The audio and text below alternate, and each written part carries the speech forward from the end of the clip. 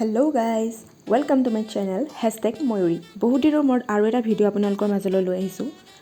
আজি মই আপোনালোকক বনাই দেখুৱাম পিজ্জা ব্ৰেডেৰে কেনেকৈ ঘৰতে পিজ্জা বনাব পাৰোঁ। মই ৰেডিমেড পিজ্জা ব্ৰেডটো লৈ লৈছোঁ, যিটো সাধাৰণতে বজাৰত কিনিবলৈ পোৱা যায়।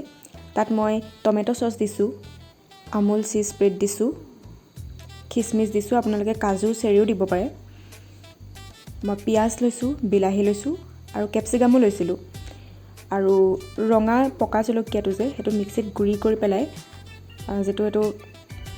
এই বস্তুটো মই তাত দি দিছোঁ।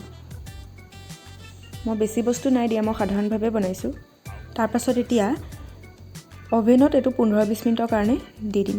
15-20 মিনিটৰ ভিতৰত এইটো হৈ যাব।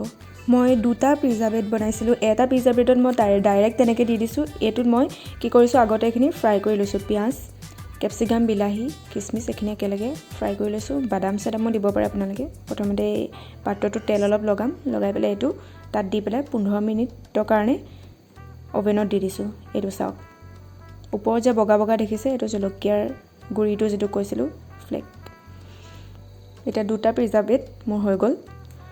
আৰু যদি পিজ্জা ব্ৰেডটোৰ জেগাত সেই ময়দাৰ ডোটো আমি নিজে বনাই লওঁ ঘৰতে, তেতিয়া কিন্তু বেষ্ট হয়।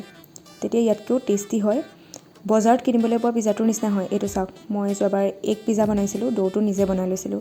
গতিকে কোনটো ভাল লাগিছে কমেণ্ট কৰি জনাব। পিজ্জা ব্ৰেডটো ঘৰতে কেনেকৈ বনাব পাৰি ময়দাৰে মই বেলেগ এটা ভিডিঅ'ত দেখাই দিম বাৰু, নেক্সট ভিডিঅ'ত। আজিলৈ bye bye, love you all.